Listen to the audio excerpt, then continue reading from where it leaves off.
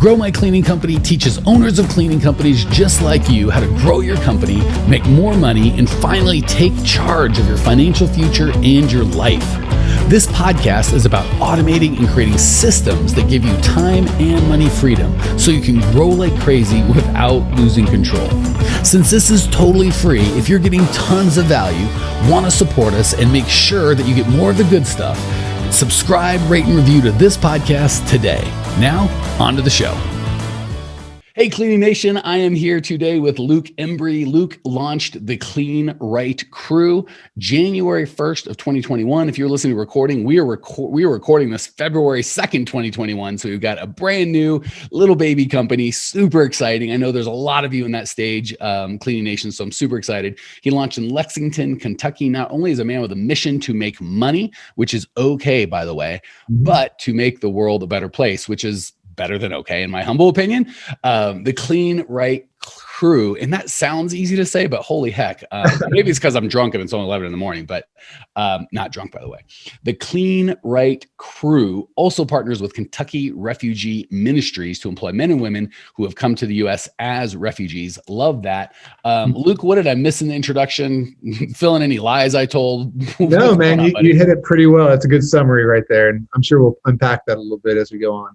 Yeah. So as we jump in, before we get to like the big coaching, give us a little, how about this? How about a fun fact about Luke personally? Anything Fun fact about me personally. I got a lot of fun facts. But we'll just start off kind of a softball here. I'm a minister, I'm a pastor, and that's actually what inspired me to start a cleaning company. I'm interested in helping other people begin churches in other cities, and I wanted to give them a reliable source of income that could be delegated easily so that they can do good in the cities where they live without having to worry about, things like paying the bills, paying for the kids' shoes, things like that. Shoes. Who needs shoes? Barefoot. Right. Let's go. Come on.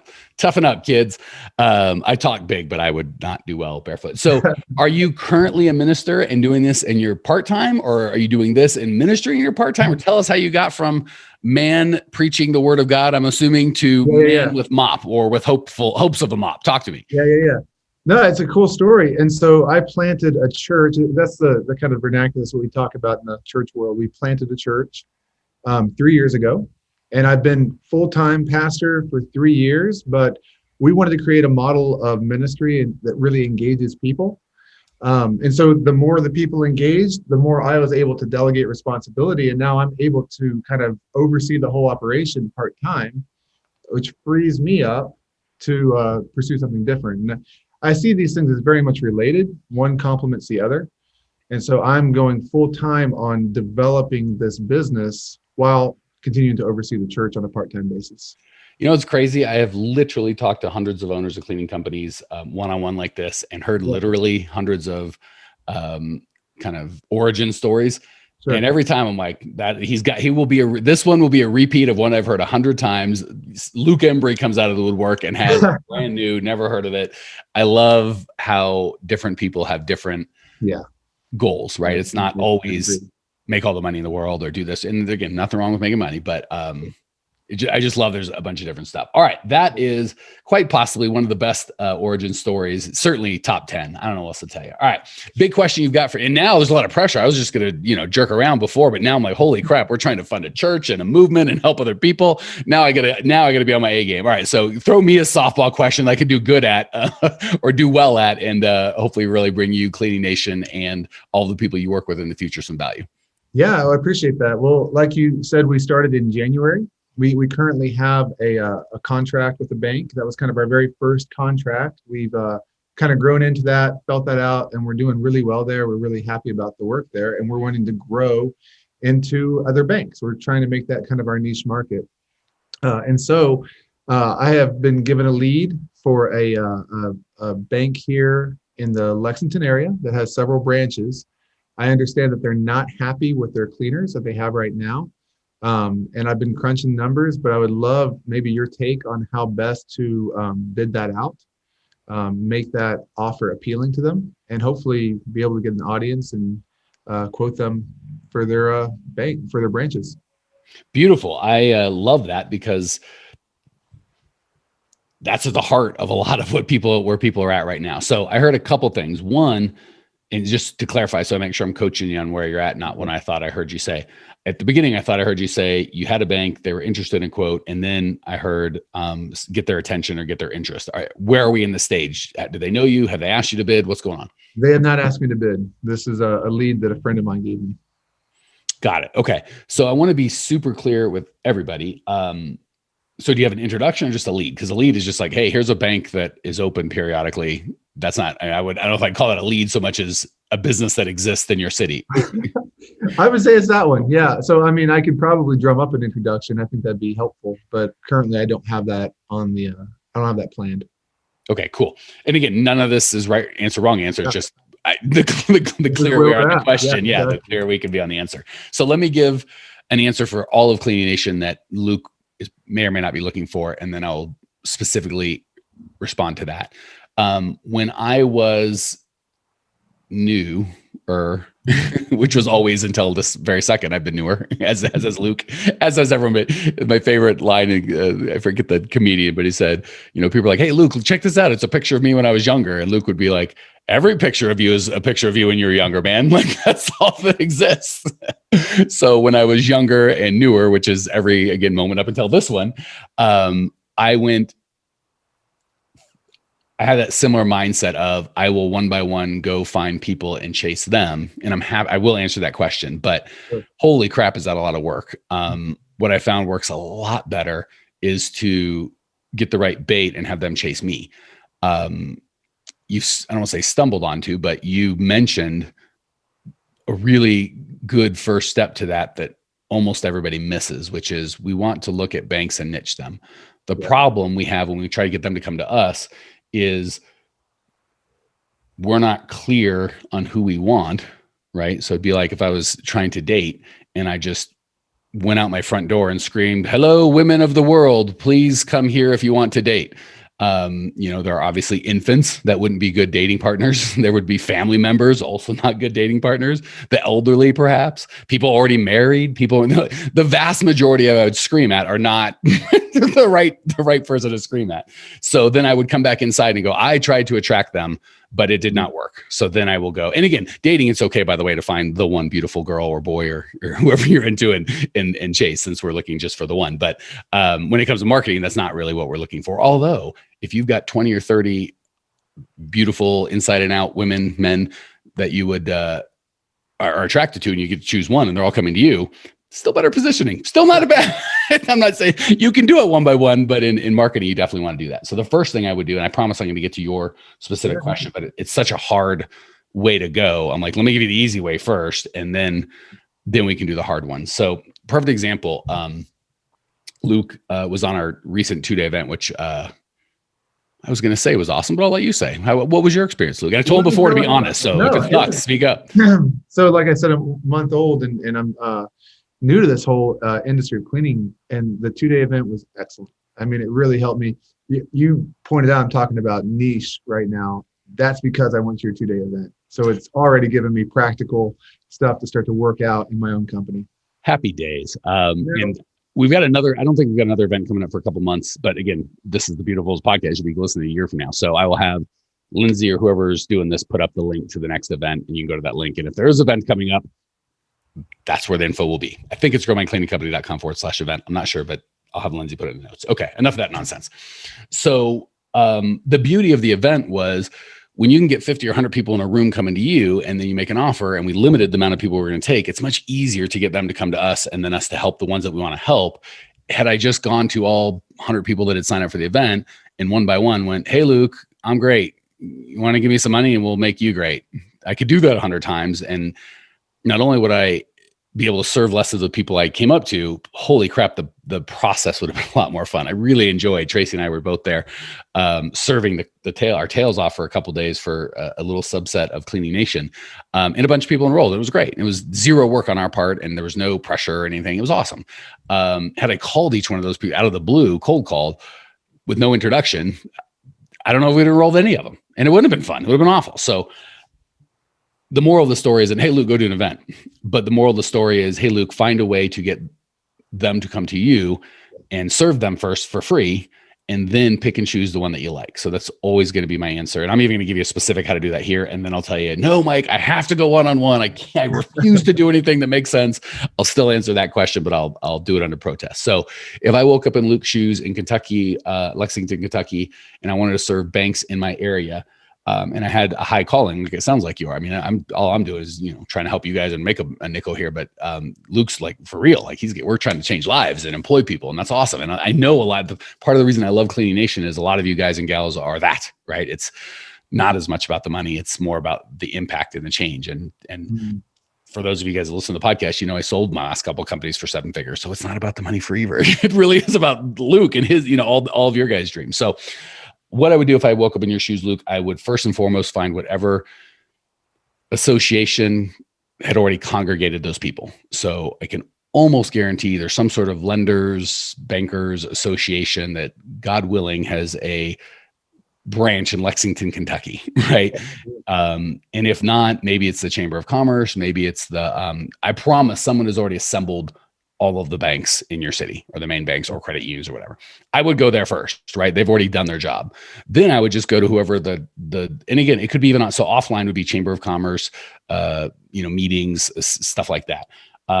Online would be Facebook groups or LinkedIn groups. We have for those of you guys that aren't there yet, we've got like 10, 12,000 people in our Facebook group. It's literally tens of thousands of owners of cleaning companies. It's a great resource and it's free. So go sign up. And just like I said, so I own that group. So I can obviously influence that group, who gets in, what's said. If I want to fill an event, I can just do it. And I did that by giving a ton of value for free. Thank you, Facebook. And then, so I would find that group online or offline. And if for those of you out there in Cleaning Nation that are like, my people don't, I promise I have a group. If they don't have a group, it's a bad niche. If they're not already gathered, that's a red flag. And for residential, I'm mom, I'm people that own houses. Well, that's not a group. You want busy moms. And I promise busy moms, entrepreneurial moms gather, MOPS, mothers of preschoolers gather. I promise moms gather. So all of you guys going, my people don't gather. Either you got a bad niche or they gather, you just don't know it, and you need to know it. I do that first, and I just serve the crap out of that. So I'd go to that. Let's just say there's a Lenders of Kentucky Association. So there's some version of that, right? I would be on that board. I would be like, can we clean up after the events for free? I would say, what can I do? How can I partner? Like whenever their doors are open, I'm going to be there. Because it makes a big difference when you call, like right now, there's no introduction, right? Hey, my buddy Tom walked by your bank a week ago and said that you assume, that's not a great introduction. Hey, Tom, I'm on the sponsorship chair. I'm the sponsorship chair this year of the Lenders of Kentucky. They wanted me to reach out to you and see if you want to get involved. See the difference? Completely different. You've got something to offer. And if you're like, there is no group, I swear there's no group, then create your dang group. This is a podcast, right? So if I try to sell Luke something, and I'm sure we already did the event. I don't think he bought anything, so it didn't work, but that's okay. Enough did. If I was going to sell Luke something, is calling and say, hey, Luke, I'm a coach of an owner, I'm a coach and I'm amazing. Give me a bunch of money and I'll help you. Again, not fun for me and not probably super compelling for Luke. But if I called, and I did, actually I had Lindsay do it, I think, or email, I don't know how it happened. It all happens magically because I don't do that stuff. But I'm assuming one of the amazing people on our team, probably Lindsay, reached out to Luke because he was, so this works both ways, by the way. Luke was at the event. So funny, when he came on, I'm like, are you sure you're not a client? You seem really familiar. He's like, I was at the event and I was engaging. There was, 50 to 100 people on at any given time. And Luke probably talked 12% of the people talking time. So guess what? We invited him to the podcast. So had Lindsay called, or me even called and said, hey, Luke, I know you didn't buy at the thing, but you should really buy now. Maybe he would have been like, yeah, that's what I needed, Mike. But I'm guessing he would say, appreciate it. But whatever that was, didn't work. But however, when we call and say, hey, Luke, can I give you some more value? Can I give you some more coaching for free? His answer was yes, because he's here, right? Anyway, all that to say, this is I don't know how many of our podcast guests are clients, and I should at the end of this go, hey, Luke, buy our crap. I won't, Luke, don't worry about it. If you want to buy our crap, you come to us. But I don't know. I'm guessing 20% of the ones that weren't already clients, maybe 30% became clients after the get, without me even asking. I should have a whole funnel that I followed up, and I don't do that crap, but I should. And that would probably make it 50 or 60% of the guests. So you see how me calling, going, hey, Luke, I'd like to highlight your your brand new business in Lexington, Kentucky on my worldwide platform. Yep. Luke didn't fight at all. Actually, I wasn't involved in that conversation. I'm assuming you're like, yeah, that'd be fun. It'd be great. Right. Right. So if I did, he's been to an event and I did this, I don't know what else. We probably will have other events. So I got a book. Maybe I'd send him a book. There's all sorts of things I can do to make Luke go, I really like Mike. And whether Luke buys or not is not the question. I've got 1,000 Lukes. It's all automated. We do 13 of these podcasts a month. We get, I think we had almost 400 requests for appointments last month. So we have systems and processes to get you guys to come to us, and way more of you come to us than we could ever possibly take on. So we get to be super selective. So the non-answer to your short question is, don't go to one Luke and be like, hey, Luke, buy my crap. Create a community that you're the center of, or that you're at least an important part of if the community already goes, and love on them. Does that make sense? Oh man, I'm totally tracking. So here's what I hear you saying. If I want to attract ducks, I go to the duck pond. See, I talk for 20 minutes and say nothing. Luke, in 12 seconds, it's like, here's what you meant. And if they won't hang out with me, I throw bread out. Right? Like that. Yeah, I'm totally tracking with you. And I like the idea of finding those associations with banks and adding value to banks. And bringing the bank's bread. Yeah, absolutely. I love that. Any ideas? So for example, let's talk about banks. Like what might be value added to some bank personnel that perhaps lunch and learn, baby. So here's a beautiful thing. And again, this is now I'll shamelessly promote our thing. This is what I tell our clients. Once they're in our program, they are almost universally better marketers than all of their clients, but all of their clients want clients. So I would tell them, and again, Luke, you can become a good marketer. That's a skill that we all want in all things. I was involved in a church plant and they invited me because they're like, I'll bet you could fill this place pretty quick. And I'm like, yes, I could. So it's a weird skill to have, you would think, in building a church, but it's important. Okay. So all that to say, hold on, back it up. I had like 4 things I want to say, and I need to focus in on the one. What you said are, what are specific ways you could give value to the banks, correct? Correct. Okay. So first of all, just understanding it's a duck farm, giving value to the duck farm owner first, making sure there's more ducks than there are you, right? Yeah. That's all the positioning that you want. When it comes to giving value, I would just ask them and give it to them. But if you want to become a good marketer, and you should, Cleaning Nation and Luke, you could do hey, we're going to do every month we highlight a bank, right? Like, so you could start a podcast just for banks, right? Yeah. Pretty easy. You could not start a podcast in banks and just do a lunch and learn, a customer appreciation day for banks. Once a month, you go to a different bank and you get a bunch of people there and you put it on, and maybe you spend $300, $400, $500, and lots of people come. And you go, we just ask that you allow us to give you a bid if we do the customer appreciation day. And for our clients, we do a customer appreciation day every quarter. That would be a way. Lunch and learns are quick and easy ways. You get 10 bank owners together and go, hey, we're going to buy you all lunch. You find most decent lunch places. If you spend $200-$300 on lunch, we'll give you a little private room in the back with like 8 to 15 spots. Spend $200 or $300 buying them all lunch. Just tell them there's going to be 10 of the best bankers in here. This is a nice, safe spot where maybe you could talk, maybe you couldn't. Again, this is exactly what an association would do. But you don't have an association in your state, this is how you do it. Start a podcast, invite them to be on your podcast, start a YouTube, any sort of media, create a Facebook group, create a LinkedIn group, just be the hub. Or if there's already a hub, then make sure you give massive value to the hub. All right. That said, I do want to play fair pool, and I promised I would answer your one-on-one question. So I'll tell you what that would look like. The problem is it's going to be very similar to the group to one question. It's just you're going to do the same amount, a similar amount of work, but you can't leverage it, right? Because you have to do it over and over. It'll start sounding like a lot of work. You're like, well, how can I scale that way? And I'm like, you can. That's why we do it the other way. But the process is always find out what their pain is, solve their pain to the best of your ability for free or for very little money, and then offer to at each time, basically at each interaction they have with you, give them more value than they expected. So the events that we do, like, I don't know, we charge $100, $200, something like that. It's very, for a 2-day training, it's super, super cheap, right? If we limited that, we used to do the same thing for 2 days. I think I charged $3,000. We limited it to like 10 people, right? So high value, but because we have so many people, we can do it cheaper. And then we enroll, some of those people want to be clients. So what we try and do is at each stage give more value. So when they first sign up for the event, we try and give more value in even the follow-up process, the emails that like just make them feel loved. Before this one, I was too lazy. Before that, we sent a gift. We spent half the money of the tickets back on the gifts just to make them feel loved. So you just want to give most people go in and go, I want your money. Tell me how I can have some money or give you a offer to take your money. And people are like, I'm not interested in that. So you just come with a little offer that's really hard to say no to. Would you like to be on my podcast? Would you like to come to a free lunch with 10 other bankers where we can kind of talk shop about the industry in Kentucky? Would you like, if you give me your email address, here's the top 10 things that most banks don't know, or there's costing banks money that will get the bank manager fired or whoever the decision maker is. I don't know his pain, but I'm guessing getting fired is probably up there, right? So, and then he gives your email address, which is a small cost. You give him a massive amount of value. He gives you an hour of his time for lunch. You blow him away at the best lunch he's had. He gives you the keys to his bank or allows you to invite people to come there. You put on a rock star event for him. You bring him into a Facebook group. He has an amazing experience where he gets to connect with other bank owners. Like there's 1,000 ways you can do it. So what I do is I go into him and just say, hey, one of our core values is to be real. So I'd walk in and be like, hey, Luke, my name is Mike. I started a cleaning company like 2 seconds ago. We have one bank. They love us. If you want to call them, they'll tell you we're the best. We want 2 banks.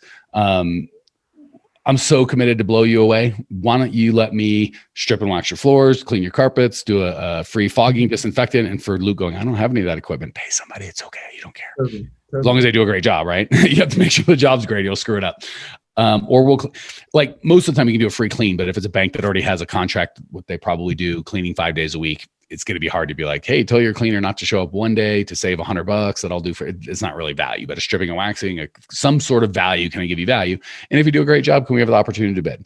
Something like that. The only problem with banks are most of them have contracts. So that's why you almost have to do the thing I was telling you before, because if you go to that one guy and he goes, well, Luke, you could tap dance, bring me 100 new clients, but I have a contract and it's not up till, March of 2023. Yeah. Right. So if you're just having one-to-one conversation, you're kind of screwed. If you're having 1-to-100 conversation, well, now of those 100, 7 are probably like, oh my gosh, we need a contract right now. What's the luck if you did? So short answer, be crystal clear on who you are, find out what their pain is, find a way to solve it for them for free or for cheap, way over deliver at every step. And then just at the end go, hey, would you mind me giving you a bid? Like the podcast funnel that I would recommend is you start a bank podcast, invite them on your podcast. So for me, I'm doing the free coaching right now, but it's hard to clean for someone on a podcast. So you would go after the podcast, you'd be like, hey man, let us come do a free clean or carpet clean or strip and wax. What do you want for your place? I'll make it great. Only thing I ask is let us give you a bid if we do a great job. No, you don't like the bid, don't take it. If you do like it, great, we'll do business. It's such an easy funnel. So just find the way to give value in each step. You ask for this much and you give this much. And then when you ask for a bid, you just make sure you're blowing away with the bid. Cool. All right. We are way, way, way long on time. Let's hit a couple quick questions. What's one question I should have asked you and what's your answer? I'll make you do all the work, then we'll sign off. One question you should have asked me and what's my answer? What am I excited about for 2021? Beautiful. Hey, Luke, what are you excited about for 2021, buddy? I am so glad you asked. I'm really excited about. I'm really good at this. I had all these. Yeah. No, I'm just really excited about the people I'm getting to meet as I connect with these businesses, and also the folks from KRM, Kentucky Refugee Ministries. It's been a real pleasure to get to know them, to hear their stories. They're amazing people. And so for me, this whole business is as much about the people as anything else. I'm enjoying it. See, I'm so glad that I asked and you answered that question, because I'll give you a little bonus coaching before we sign off. You didn't just ask. Yeah. The banks, by the way, spend tons of money on community outreach. So that could be an absolute way to give value, is to leverage that relationship between, hey, we're already doing this. I know they need support. Like, would you like to be a sponsor? Banks are always looking. One of our neighbors does really well, and she travels the country just trying to give Wells Fargo's money away, because they've got so much money. They're trying to help people. So there's definitely a way to leverage that. All right, Cleaning Nation, hopefully you got tons and tons of value. If you're like, holy heck, I need this, I want more, where can I get more stuff? Go to growmycleaningcompany.com. Just like I told Luke, I am almost positive at growmycleaningcompany.com, there are absolutely 0 things for sale. There are hundreds of podcasts, the Facebook group. Like I said, if we got an event coming up, you can go there. The best thing is probably start with a webinar right at the first thing. It's the best 40, 50 minutes of teaching that we've got. Totally free. It's exactly what we told Luke, right? We give lots and lots of value. You'll sign up, you give us your email. We'll give you all the best stuff that we got. Some of you will go, holy crap, I want to give you money and you should help me more. And that will happen. For the rest of you, just enjoy growmycleaningcompany.com. Hopefully I'll get to meet you as the next Luke. Talk to you guys soon. Thanks for tuning in to today's show. If you're fired up, ready to grow, and want to see if you have what it takes to work with us at Grow My Cleaning Company, here's what I want you to do right now. Go to growmycleaningcompany.com/talk. That's growmycleaningcompany.com/talk to book an appointment to speak with me personally.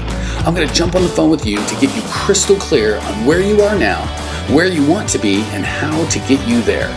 Don't walk around in the dark any longer. If you are serious about growing your cleaning company, it's time to finally get the systems in place that you need to grow. We've helped hundreds of owners of cleaning companies not only grow their business and their personal freedom, but give back to their community as well. If that's what you're looking for, head over to growmycleaningcompany.com/talk and book a time to talk with me personally. I can't wait to get to know you and your business.